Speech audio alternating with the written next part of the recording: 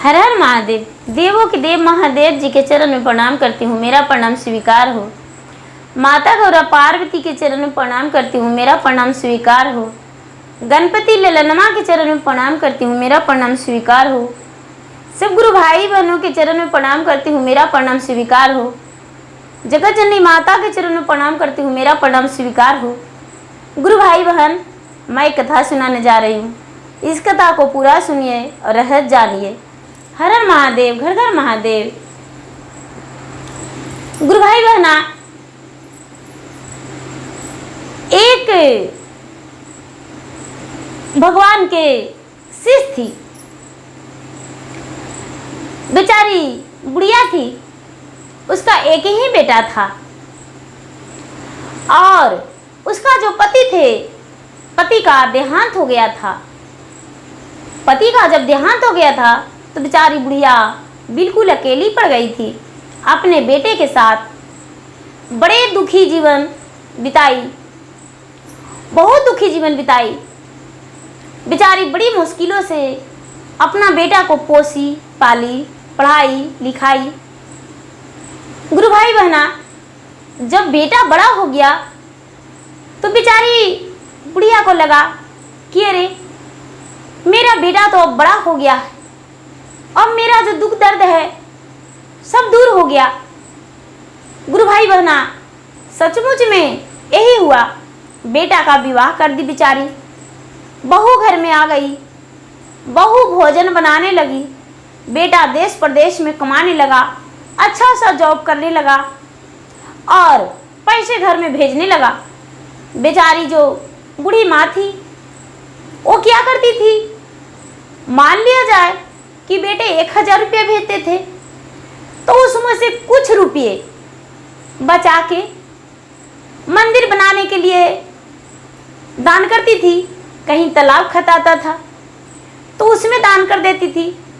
किसी का कन्याकुमारी का विवाह के लिए, जिसका गरीब है, उसमें मदद कर दिया करती थी। कोई गरीब इंसान बीमार है, उसमें मदद कर दिया करती थी बेचारी। लेकिन कुछ पैसा अपने गरीबी के अनुसार जितना दर दर भटकी थी, जितना उसमें गरीबी बीता था, वही गरीबी को याद करके बेचारी इधर उधर पैसा लगाते रहती थी। गुरु भाई बहना, धीरे धीरे समय बीतता गया। एक दिन बहू ने देखी कि मेरे सास 1000 रुपया निकाले हैं, लेकिन आज तो 700 रुपया घर में रखे हैं। 300 रुपया मेरी माता जी कहाँ ले गए हैं। अपने सास से बोले, बहू माता जी, आपने तो बोले हम 1000 रुपया निकाले हैं खाते से, लेकिन आपके पास 700 रुपया ही पड़ा है और आप 300 क्या किए। बेचारी बूढ़ी माँ बोली, बेटी तू नहीं जानती, मैं 300 रुपया को दान कर दिया हूँ। किसी का गरीब का विवाह बेटी का था, बेटी उसका कोई सहारा नहीं था, हमने उसे 300 रुपया दे दिए हैं। उसमें मिला जुला के विवाह अपना बेटी का कर लेगा। बेटी, इसमें तुम्हें क्या दर्द हो रहा है। गुरु भाई बहना, बहू बोलती है, माता जी आपको पता नहीं आपके बेटे कितने मुश्किलों से कमाती हैं और कमा कर लाते हैं घर में, और आपने पैसे को दान करते हैं। ऐसा नहीं करना चाहिए। गुरु भाई बहना, जब ऐसा बात सुने तो कहने लगे, कोई बात नहीं बेटा, ये तो एक दिन जमा रहता है। कुछ दिन के बाद उसका बेटा आए, बुढ़िया का बेटा, तो बहू कहती है, आप नहीं जानते, आपके जो माता हैं, माता ने झूठ मूठ के दान कर देते हैं। पैसा आधा घर में खर्च करते हैं और आधा दूसरे को दे देते हैं। आपके माँ का जरा सा भी पैसा दूसरे को देने में दया और दर्द नहीं होता है, क्योंकि उन्हें क्या कमाने में भार पड़ता है। थोड़ी ऐसा कोई दिक्कत है, उनका पैसा बिखेर के रखते हैं। गुरु भाई बहना, बेचारा बेटा अपने माता से पूछा, माता आप ऐसा क्यों करते हैं, आप पैसा कहाँ रखते हैं। माँ बोली, बेटा तू नहीं जानता, तुम्हें नहीं पता हम पैसा कहाँ रखते हैं। बेटा बोला, माँ मुझे नहीं पता। माँ बोली, बेटा मैं एक नया खाता खुलाया हूँ, क्योंकि मेरे पास पहले से खाता नहीं खुला हुआ था। भगवान के पास एक खाता खुलवाया हूँ, वही खाता में मैं अपने आगे के भविष्य के लिए पैसे डाल देता हूँ। बेटा बोला, माँ जी क्या भगवान के पास पैसा जमा होता है? भगवान के पास कौन जमा करते हैं? वो जो तेरा पासबुक है भगवान दिए हैं वो कहाँ है? गुरु भाई बहना, बेचारी बुढ़िया बोली, बेटा वो पासबुक मुझे नहीं मिला है, पासबुक एक दिन मिल जाएगा। बेटा बोला, तो माँ हम मेरे पास अभी पैसा होता तो हम घर बनाते, मेरा घर जो है झोपड़ी है माँ, घर बना लेते तो रहने का आज़ाद हो जाता। माँ वो पैसा कब निकलेगा? गुरु भाई बहना, बेचारी बुढ़िया बोली, बेटा जब चाहोगे जब निकल जाएगा। बेटा बोला, तो माँ उस पैसा को निकालने जाएं? बेचारी बुढ़िया बोली, हाँ हाँ बेटा चला जा। लेकिन बेटा कहता है, माँ तूने तो मुझे भेज रही हो, आखिर हम जाएंगे कहाँ? बोले, देखो बेटा तुम जो है यहाँ से सीधा पूरब के ओर चले जाना, जंगल ही जंगल मिलेगा, जंगल के बाद एक नदी मिलेगा, नदी पार हो जाना बेटा, उसके बाद भगवान का घर है, भगवान वहाँ तुम्हें मिल जाएंगे। बेचारी बुढ़िया बेटा का समझा दी। गुरु भाई बहना, सवेरा होते ही बेटा निकल गया और निकल के और चलने लगा रास्ता में। चलते चलते चलते चलते चलते चलते चलते चलते बहुत दूर चला गया, बहुत दूर चला गया। जब जंगल पार हो गया तो जंगल पार होते होते एक बहुत विषैला पीपल का वृक्ष मिला, जो पीपल का वृक्ष सूखा पड़ा था। ये जो बुढ़िया का बेटा था उसे देखकर पीपल का वृक्ष हंसने लगा। बुढ़िया का बेटा सोचता, अरे मुझे देखकर कौन हंस रहा है। बुढ़िया का बेटा इधर उधर देखा और मन में सोचा, कोई नहीं, आखिर हंस रहा है कौन। पीपल का वृक्ष बोला, अरे भाई मैं तुम्हें देखकर हंस रहा हूँ, तू कहाँ जा रहे हो बताओ। ये जो बुढ़िया का बेटा था वो बोला, वृक्ष भाई मैंने भगवान के पास जा रहा हूँ, मेरी माँ जो है भगवान के पास खाते खुलवाई है, उस पैसे को हम निकालने जा रहा हूँ, पैसे को निकाल कर लाएंगे, घर बनाएंगे, मेरी माँ भगवान के पास खाते खुलाई है। गुरु भाई बहना, पीपल के वृक्ष ऐसा बोला, अरे भाई क्या कहूँ, यदि मेरा भी एक बात लेकर जाता तो बड़ा खुशी का बात था। बोला, क्या? अरे भाई मेरा जो ये वृक्ष है 12 वर्ष से सूखा पड़ा है, ना ही तो एक डाल टूटता है, ना ही तो इसका जड़ कवरता, मेरा जड़ कवरता, और ना ही तो इसमें हरा भरा पत्ता निकलता, ना ही तो फल देते हैं, ना ही तो मेरा छांव में कोई बैठता है। आखिर क्या कारण है जो हम सूखा पड़ा है, मुझे कोई तोड़कर भी ले नहीं जाता। गुरु भाई बहना, ये बेचारा बुढ़िया का बेटा बोला, तो ठीक है ब्रिज भाई, हम जाएंगे, अवश्य पूछेंगे। आगे बढ़ते बढ़ते उसी जंगल के लास्ट में एक हाथी पड़ा हुआ था, बहुत बड़ा। उसी रास्ते से ये गुजर रहा था, बोला, हाथी देखकर ठठा के हंसा। ये लड़का बोलता, अरे हाथी भाई, एक तो तुम्हारा दांत निकला हुआ है, दूसरे में तुम्हारा ये जो सूंड है बहुत लंबा है, तीसरे में तुम्हारा पोंछ मोटा है, चौथा में तुम्हारा शरीर भारी है, पांचवा में तुम मुझे देखकर हंस रहे हो। गुरु भाई बना वो हाथी बोला, अरे भाई मैं क्या बताऊं, यदि बताएंगे तो तुम्हें दर्द होगा या मेरा सहन तू बर्दाश्त करेगा, मेरा कष्ट बांटेगा, पहले ये बता तू जा रहा है कहाँ। गुरु भाई बना बुढ़िया का बेटा बोला, हाथी भाई मैं भगवान के पास जा रहा हूँ, मेरी माँ ने भगवान के पास खाते खुलाई है, उसी खाते से पैसा हम निकालने जा रहे हैं, घर बनाएंगे। हाथी बोला रो मुझे तो समस्या का हल मिल गया। देखो भाई मैं 12 वर्ष से इस रास्ते पे पड़ा हूँ, मुझे कोई घूम के भी नहीं देखता है, तूने घूम के देखा इसलिए हम तुम्हें देखकर हंस गए।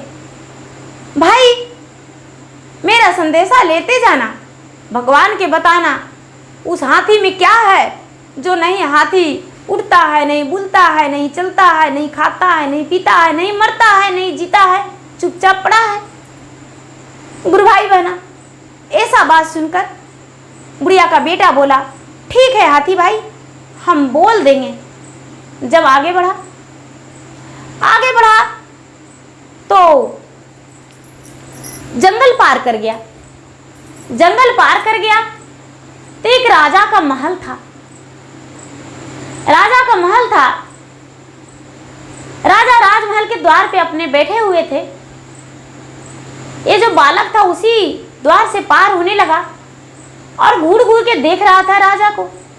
राजा ने सोचे कोई अजनबी है, मुझे घूर घूर के देख रहा है। उसे पूछे, अरे भाई तू कौन हो और कहाँ जा रहे हो? ये लड़का बोला, बुढ़िया का बेटा, महाराज हे राजन हम भगवान से मिलने जा रहे हैं। मेरी माँ बूढ़ी थी, भगवान के पास खाते खुलवा के पैसा जमा कर दिए, पैसा निकालने जा रहे हैं। मेरे माँ को भगवान पासबुक भी नहीं दिए, क्या कहूँ, बिना पासबुक पे के पैसा निकालने जा रहे हैं। गुरु भाई बनाए राजा बोला, हे पुत्र क्या तुम मेरा एक संदेशा लेकर जाओगे? बोले कि हाँ हाँ क्यों नहीं, आप कह दीजिए। बोले कि देखो मेरा विवाह का 16 वर्ष बीत गया है, लेकिन मुझे एक भी संतान नहीं। आखिर क्या कारण है जो मुझे संतान नहीं है? हमने भगवान को क्या बिगाड़ा है जो मुझे संतान नहीं? मेरा इतना बड़ा राज है, इतना बड़ा मैं धनी हूँ, सेठ हूँ, मेरे पास बंगला है, गाड़ी है, घोड़ा है, हाथी है, नौकर है, पर मेरा पुत्र नहीं, पुत्री नहीं। गुरु भाई बहना ये बेचारा बोला, ठीक है हम भगवान से अवश्य पूछेंगे। आगे बढ़ा तो नदी के अरार पर पहुंच गया। गुरु भाई बहना नदी के अरार में एक लाश पड़ा हुआ था। वो लाश ऐसा था कि उसका जब मृत्यु हुआ था तो उसका परिवार अंतिम संस्कार करने के लिए नदी के पास लाए, लकड़ियां बोझ के उन्हें सारे पर चढ़ाएं और चढ़ाकर और उसे अग्नि संस्कार करने लगे, लेकिन उनका शरीर में थोड़ा सा दाग नहीं लगा। ये सोचते हैं उनका परिवार कि चलो गंगा जी में डाल देते हैं, सड़ गल जाएगा। लेकिन गुरु भाई बहना वो लाश एक किनारा में पड़ गया और सड़ा गला नहीं। ये लड़का देखा तो मृतक के पास खड़ा हो गया। मृतक ठट्ठा के हंस गया। ये बोलता, अरे भाई तू तो मरे मुर्दे हो, लेकिन मुझे देखकर क्यों हंस रहे हो? बोले, अरे भाई मैं क्या बताऊं, सबसे पहले तू जा रहा है कहाँ ये बता दो। बोला, भाई मैं तो भगवान के पास जा रहा हूँ और भगवान के पास मुझे जाना है। भगवान के पास मेरी माँ ने खाता खुलवाई है, भगवान के पास मेरी माँ ने पैसे जमा करती है, पैसे को निकाल कर लाना है, घर बनाना है। ये मेरा मरा हुआ मृतक बोला, हे भैया मैं 12 वर्ष से इस नदी में अटका है मेरा लाश, ना तो सड़ता है नहीं गलता है, नहीं कोई बांदर सियार भी खाता है, नहीं कोई जीव जंतु पूछता है। क्या करूं? आखिर मेरा क्या कर्तव्य था जो ऐसा हुआ? गुरु भाई बहना, ये जो लड़का था बोला ठीक है भगवान से पूछ कर आएंगे, लेकिन मुझे नदी पार होना है। कैसे पार होएंगे? हे जी बालक बिनती करे न लाश से, सुनु भैया बचन हमारा न जी। हे जी बालक बिनती करे न लाश से, सुनु भैया बचन हमारा न जी।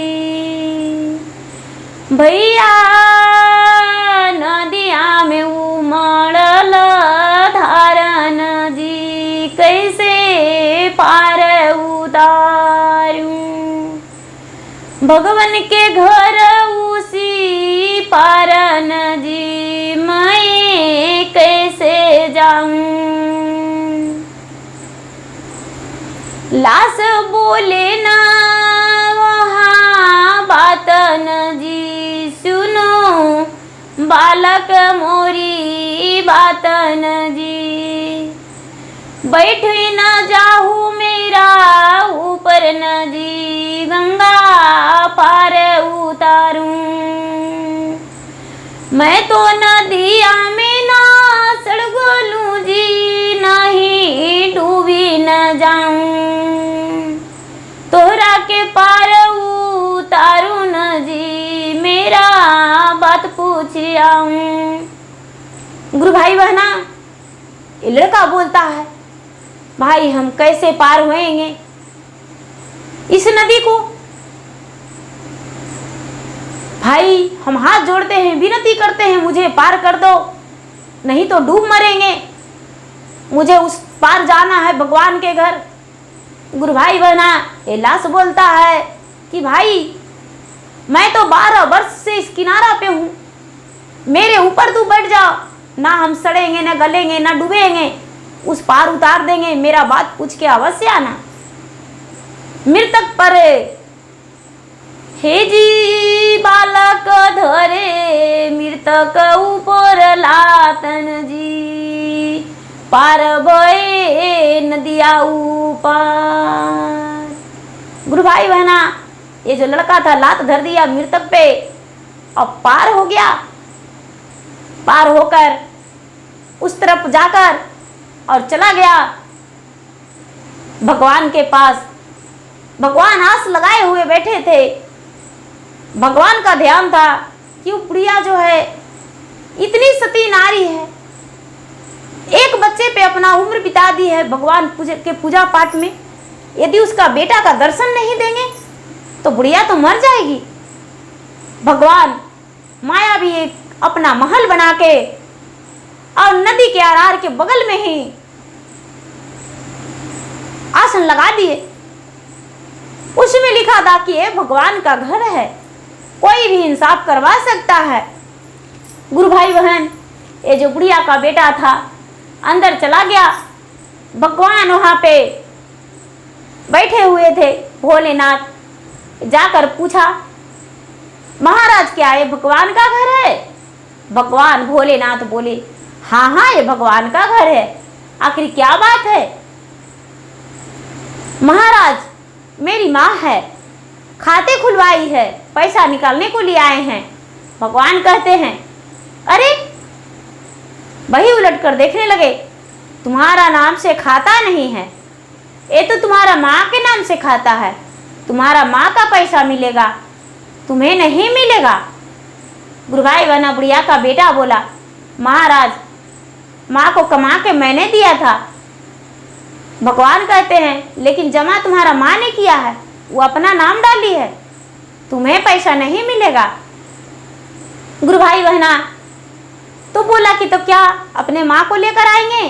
भगवान कहते हैं, तुम्हारा माँ को तो हम लाएंगे, तुम मत लेकर आना, जब समय आएगा तो तुम्हारे माता को अपना पास ले आएंगे और जितना उसके पास उसका पैसा है सारी पैसा उसका चुका देंगे, तू घर बना लेना। गुरु भाई बहना, बेटा जब ऐसा सुना तो बोला भगवान महाराज तो हम घर लौट जाएं। भगवान कहते हैं हे पुत्र, हम तुम्हें कुछ देते हैं, ये तेरा किस्मत बदल देगा, ले जा। बोला क्या? तो लो एक कुत्ता है,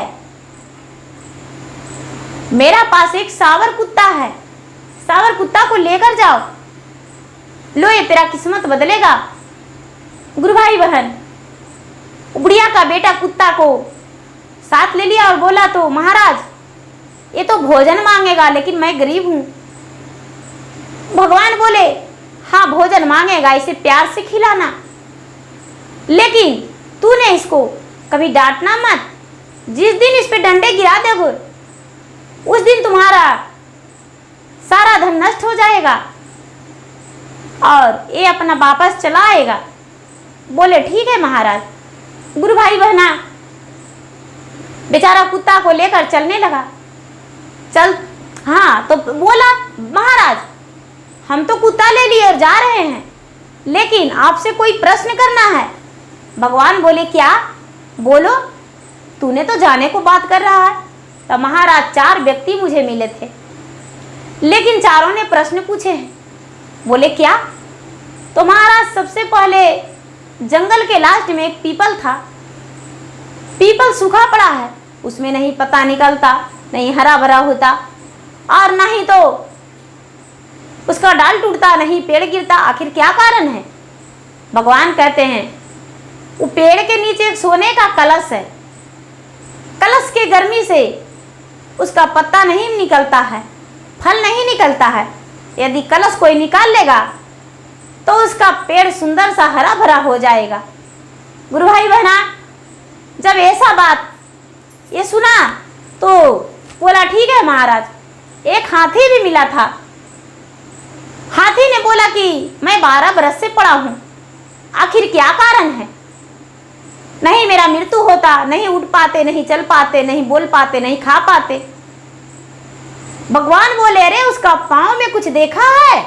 बोले नहीं महाराज, पांव में उसका चारों पांव में सोने का नल ठोका हुआ है। सोने का नल यदि कोई निकाल लेगा तो उसका शरीर फिर से बिल्कुल पहले की तरह स्वस्थ हो जाएगा और उछलने कूदने लगेगा। बोले कि अच्छा महाराज ऐसा बात? तो हाँ। गुरु भाई बहना, तीसरी बात, महाराज एक राजा हैं, उनका वो निसंतान है, लेकिन उनका राज बहुत बड़ा है महाराज। उनका निसंतान वो क्यों है? भगवान बोलते हैं अरे मूर्ख, वो राजा कहने का है, लेकिन किसी का धन का लालच करके उसका धन अपना लेता है और धन को बांटता नहीं, नहीं दान करता, दूसरे को दर्द देता है। तो भला वो पुत्रवान कैसे बन सकता है? उसको पुत्र कैसे दे सकते हैं? लेकिन हाँ एक ही उपाय है, आज दिन से वो भगवान के भक्ति में लग जाए, अपना थोड़ा सा धन दान करे और जिसको धन लिया है उसका लौटा दे तो वो भी पुत्रवान बन जाएगा। गुरु भाई बहना, भगवान फिर से कहते हैं अरे पुत्र तुम्हारा चौथा प्रश्न क्या है? बोले महाराज चौथा प्रश्न मेरा ये है कि एक नदी में मृतक पड़ा हुआ है 12 वर्ष से, और 12 वर्ष से ना ही वो सड़ता है, नहीं गलता है, और नहीं तो वो पानी में डूबता है, नहीं आग में जलता है, नहीं उसका सियार बिलार खाता है।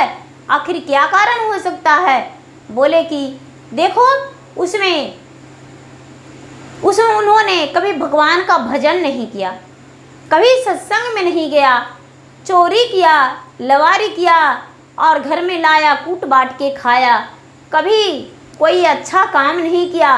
भला उसका आत्मा का शांति कैसे मिल सकता है? मुझ का प्राप्ति कैसे मिल सकता है?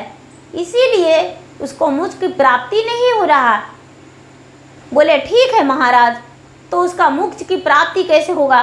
बोले कि यदि कोई उसका सत्संग की कहानियाँ सुना देंगे, सत्संग की कोई भी बातें अच्छी अच्छी उन्हें सुना देंगे तो उनका आत्मा की शांति मिल जाएगा और मोक्ष की प्राप्ति हो जाएगा।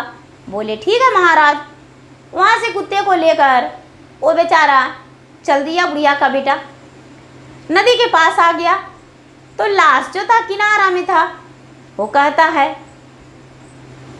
अरे आई गए तूने भगवान से मिलके न जी, सच सच हाल देऊ ना बताई, सुन ले हूँ न पबुआ बचन हमारन जी, नाही करब तोह के नदिया पारी। लाश में से आवाज निकल रहा है कि भाई भगवान मेरे बारे में क्या बताएं, सच सच मुझे बता दो, नहीं तो नदी पार नहीं करेंगे। ये बोलता है, अरे पहले पार कर दो न हमके उपारी न जी, तब बताए बस सच बाती, तोह के बात बताए तो जाए तू घबराए न जी, कैसे बात बताई। कहता है कि भाई तुम्हें बात बता देंगे तो घबरा जाओगे और तुम मुझे पार नहीं करेगा, इसलिए पहले मुझे पार कर दो। मृतक ने पार कर दिया कुत्ते को और बुढ़िया का बेटा का भी। जब इस तरफ आया तो बोलता है कि अरे भाई तू पापी था, तू बहुत बड़ा पापी था, तू पाप करता था और तूने कभी भला किसी को नहीं किया, चोरी लवारी किया, खून खराबा किया, लेकिन कभी भी किसी को दान पुण्य नहीं किया, कभी सत्संग में नहीं गया, कभी कथा कहानी नहीं सुना, भजन नहीं सुना, इस कारण तुम्हें मुक्ति की प्राप्ति नहीं हो सकता है। अब बोलता है भैया देखो ऐसा करो, तुम मुझे कुछ सत्संग की बातें सुना दो जिसमें मेरा मुक्ति की प्राप्ति हो जाए। मैंने तुम्हें भला किया हूँ, मैं जिंदा में किसी को भलाई सचमुच में नहीं किया हूँ, लेकिन मर जाने पर तुम्हें भलाई किया हूँ। गुरु भाई बहना, इसका तो माँ का दी हुई कहानी इसके पास बहुत सारे थे। बेचारा इन्होंने मरे हुए मृतक को कहानी सुनाया, उसका मुक्ति की प्राप्ति हो गया, आत्मा का शांति मिल गया। वो जो लाश था पानी में डूब गया, वहाँ से आगे बढ़ गया है। आगे बढ़ गया तो आगे बढ़ा तो उन्होंने जो राजा था, राजा मिला, आसरा देख रहा था कब वो बालक लौटेगा। राजा कहते हैं, हे पुत्र तूने मेरे बारे में पूछा था। ये लड़का बोला, राजा साहब हम तो एक छोटा बालक हैं, यदि आपके बारे में बताएंगे तो आप तो मुझे मार डालेंगे, आप तो मुझे जीवित छोड़ेंगे ही नहीं। राजा कहते हैं, हे पुत्र ऐसा कोई बात नहीं, हम तुम्हें कभी नहीं मारेंगे, तुम मुझे सच बता दो। बोला, महाराज क्या आप दूसरे को धन को पे लालच करते हैं, दूसरे को मारा काटी करते हैं, दूसरे को धन छीन छान के अपना बना लेते हैं, उसे राह से निकाल देते हैं, कभी दान पुण्य नहीं किए हैं, कभी पूजा पाठ नहीं किए हैं। राजा बोले, हाँ ये तो सत्य है। बोले, हे महाराज आज से जिसका धन लौटाए हैं, लूटे हैं, उसका धन लौटा दीजिए। जिसका पुत्र को मार डाले हैं उसे अपना दाय दासी देकर सेवा करवाइए और अपना धन देकर उसका भोजन चलाइए, आपका पुत्र हो जाएगा, आप भी भगवान के भजन में लगिए। इतना कह के आगे बढ़ गया। राजा ने वही करना शुरू कर दिया। हाथी मिला, हाथी बोला, भाई मेरे बारे में तूने पूछा? बोले, हाँ हाथी भाई पूछे। बोले, देखो भैया तुम्हारा पाँव में 4 कोड़े का नल है, 4 नल ठोका हुआ है, यदि नल निकाल जाएगा तो तू बिल्कुल पहले की तरह हो जाएगा। बोले, ठीक है मेरा जल्दी से नल निकाल लो, और नहीं तो हम तो तड़प तड़प के मर जाएंगे, हो सकता है मेरा प्राण भी नहीं टूटेगा, सड़गल जाएगा। बोले, ठीक है। कुत्ता ने झट से दांत लगा के और नल निकाल लिया और इसे दे दिया। ये अपना गमछी में बांध लिया, चादर में बांध लिया, कंधे पे लटका लिया। गुरु भाई बहना जब आगे चला तो पीपल के वृक्ष मिला। जब पीपल के वृक्ष मिला तो पीपल का वृक्ष पूछा, भाई तू मेरे बारे में पूछा था? गुरु भाई बहना पीपल का वृक्ष बोला, हाँ भैया मैंने पूछा था, लेकिन मैं क्या बताऊं, तुम्हारे जड़ में सोने का कलश है, उसका कारण उसी का गर्मी से तुम्हारा फल नहीं पेड़ में निकलता, नहीं पत्ता, नहीं हरा भरा तू होता, नहीं गिरता। बोले कि अच्छा, यदि सोने का कलश निकल जाएगा तो तू फिर से हरे भरे हो जाओगे। बोले हे भाई, तुम्हारे आगे हाथ जोड़ते हैं, तूने ज़मीन खोद के निकाल लो। गुरु भाई बहना, कुत्ते ने क्या किया, अपना पाँव से ज़मीन खोदने लगा, सोने का कलश मिल गया। सोने का कलश कुत्ता ने अपना माथा पर रख लिया और आगे आगे चल दिया। बुढ़िया का बेटा थैली में अपना चादर में बांधे हुए 4 घोड़े का नल सोने का, और कुत्ता ने सोने का कलश घर आ गया। बुढ़िया ने धन देखा, बड़ी खुश हो गई, और माँ बेटे उसके बहू राज करने लगे। धीरे धीरे अपना घर बना लिया, घर बनाकर गाय ले लिया, आगे का विकास कर लिया। उसकी माँ कहती है, बेटा इतना धन तूने लाया, मैंने भगवान को जो खाते में जमा किया था सारा धन तूने निकाल लिया है, लेकिन क्या भगवान के पूजा पाठ में कुछ खर्च नहीं करोगे? बोले माँ क्या करें? बोले देखो बेटा, भगवान का चर्चा करवा दो मंदिर में बैठकर। बोले अच्छा माँ, बड़ी खुशी की बात है। गुरु भाई बहना एक दिन मंदिर में चर्चा रखे और चर्चा करवाए, दूसरा दिन आंगन में चर्चा रखे। तो उनकी पत्नी जो थी खीर बनाई थी खाली दूध में, लेकिन गुरु भाई बहना खीर में एक छिपकली गिर गया था। जब छिपकली गिर गया तो ये देखी, कुत्ता देखा तो सोचता अरे तो बहुत बड़ा कलंक आज आ जाएगा इन लोगों के ऊपर। छिपकली तो जहर होता है, सारा लोग मर जाएंगे। नहीं नहीं, इसके लिए मुझे जान देना होगा। हो सकता है मुझे डंडे से पिटाना पड़े, लेकिन खीर को जूठा कर देंगे। गुरु भाई बहना, खीर को जाके कुत्ता जीभ लगा दिया। खीर तो खाया नहीं, खीर गर्म था, उघाड़ा था, ढका नहीं था, जाकर अपना जीभ लगा दिया। जो बुढ़िया की बहू थी एक डंडे उठाई, जो जिस चूल्हे में डंडा लगा हुआ था आग जलते हुए डंडा से उठा के और कुत्ते के सर के ऊपर मार दी। कुत्ता ने भौंकते भौंकते मर गया, प्राण टूट गया। कुत्ता ने जब भौंकने लगा तो बोला, हे भगवान महादेव, कैसे शैतान के हाथ मुझे सौंप दिए, जो जलता हुआ लकड़ी से मुझे मार दिया। मेरा सिर फट गया, अब मेरा प्राण नहीं बचेगा। महाराज, जो मैंने इसे धन दिया था वो धन वापस ले रहा हूँ।